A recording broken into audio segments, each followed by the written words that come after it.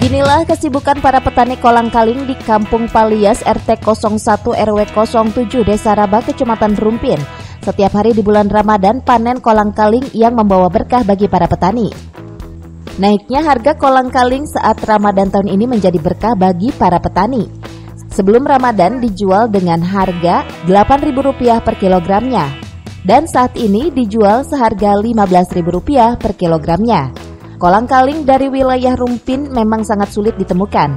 Pasalnya kolang-kaling asal Rumpin ini memiliki cita rasa yang berbeda dengan kolang-kaling dari wilayah lainnya di Kabupaten Bogor. Untuk itu kolang-kaling Rumpin ini banyak diburu oleh warga saat Ramadan. Dalam satu pohon aren menghasilkan kolang-kaling 100 kg. Selain itu petani hanya butuh waktu 1 hari dalam pemrosesan. Ya, lumayan agak sulit, jadi intinya kita metik dulu, baru metik, baru direbus baru diiniin ya, dikupasin satu persatu, diambil bijinya. Udah diambil bijinya kita iniin, digeprek ya, biar ngebentuknya kolang-kaling. Jadi lumayan agak sulit lah kalau misalnya mengerjakan kolang-kaling seperti ini.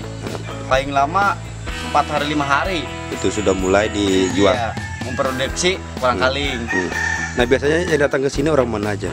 Orang Depok, Jakarta, Tangerang ya lumayan pada jauh lah.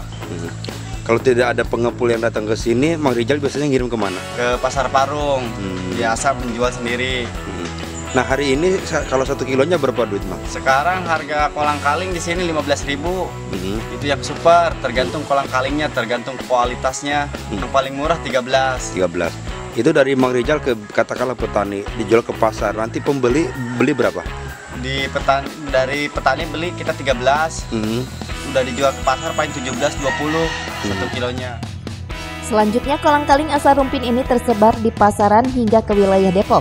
Pasalnya para pengepul turut serta memasarkan meskipun harga jualnya jauh lebih tinggi. Selain itu petani pun terkadang menjual sendiri ke Pasar Parung dan wilayah Bogor. Dari Rumpin, Kabupaten Bogor, Iman Abdurrahman melaporkan.